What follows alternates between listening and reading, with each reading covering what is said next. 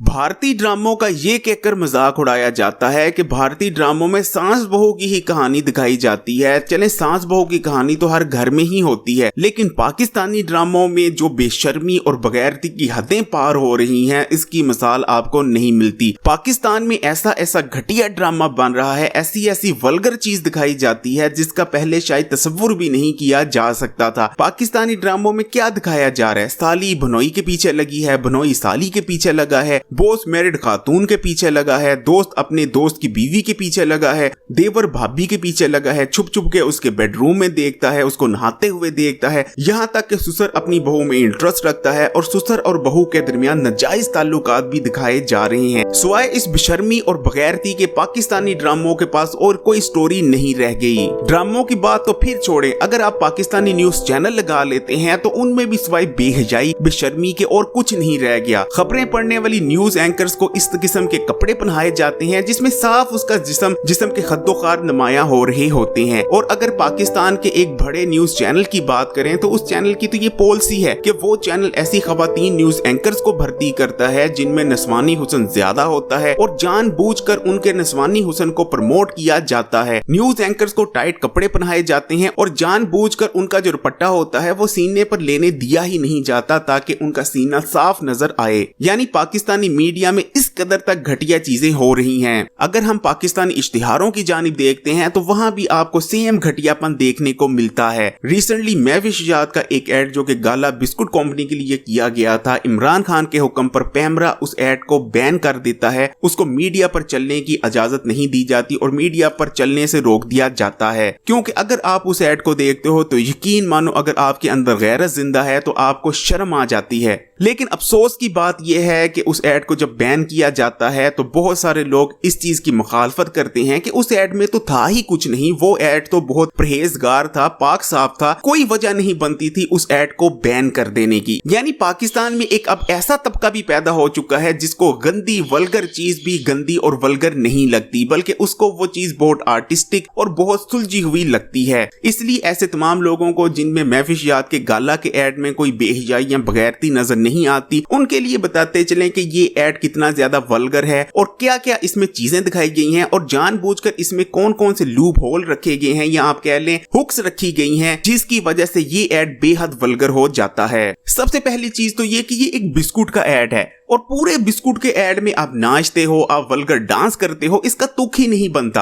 अब इस वक्त आपकी स्क्रीन पर इस एड का एक शॉट जा रहा है जिसमें दो आदमियों ने हाथों की मदद से गोद बनाई हुई है और उस गोद में महविश इजाज साहिबा बैठती हैं, अपनी तशरीफ रखती हैं और ये आदमी महविश इजाज को उठाकर आगे लेकर आते हैं। अब बंदा पूछे कि ये बगैरती और बेहयाई नहीं है तो और क्या है? इसके अलावा इस पूरे एड में जो डांस फॉर्म इस्तेमाल की गई है, डांस की जो किस्म इस्तेमाल की गई है, उसको मुजरा कहते हैं। यानी पाकिस्तानी टेलीविजन पर, पाकिस्तानी नेशनल टेलीविजन पर अब मुजरे दिखा दिखाकर बिस्कुट बेचे जा रहे हैं। और इस पूरे एड को जब आप देखते हो तो एड्स के बहुत सारे हिस्सों में ऐसे स्टेप्स किए गए हैं डांस जिसमें आपके जिस्म का एक खास हिस्सा नुमाया होता है, बल्कि जब एड शुरू किया जाता है तब जानबूझकर जिस्म के एक खास हिस्से को नुमाया किया जाता है। फिर भी अगर आप समझते हैं कि ये एड बगैरती और वल्गैरिटी के अंदर नहीं आता बल्कि ये एड बहुत पाक साफ है, तो उसके बाद कुछ नहीं रह जाता। आप लोगों की राय में ये एड वल्गर है या नहीं, और इमरान खान ने क्या इस एड को बैन करवा कर ठीक किया? कमेंट करके अपनी राय का इजहार जरूर करें। अगर आपने किसी भी माशरे में बगैरती और वल्गैरिटी को प्रमोट करना हो, आप चाहते हो कि ये माशरा खोखला होकर रह जाए, इसमें बेहयाई आम हो जाए, तो मीडिया ही टूल रहता है। आप में से बहुत से लोगों को शायद इस चीज का अंदाजा नहीं होगा कि अगर आप 1960 से पहले चले जाते हो भारतीय माशरे में, तो भारतीय माशरा बहुत दूसरी तरह का हुआ करता था। इवन के भारतीय माशरे में आप बम्बई और दिल्ली जैसे शहरों में रहते हुए आप शॉर्ट स्कर्ट नहीं पहन सकते थे। इवन के जो लड़कियां शॉर्ट स्कर्ट्स पहनती थी या इस किस्म के ओपन ड्रेस पहनती थी उनको कुछ और कहा जाता था, यानी उनको तवाइफ या धंधा करने वाली कहा जाता था। लेकिन उसके बाद भारतीय फिल्मों में ये चीजें दिखाई जाने लगी कि एक शरीफ लड़की शॉर्ट ड्रेस पहनती है, अमीर लड़कियां शॉर्ट ड्रेस पहनती हैं, और उसके बाद सिर्फ 5 साल के अंदर अंदर दिल्ली, बम्बई और बल्कि पूरे भारत में, भारत के छोटे शहरों में भी आपको ऐसी लड़कियां नजर आने लग गई जिनका तल्लुक शरीफ घरानों से होता था और उन्होंने आम सरे आम मिनी ड्रेस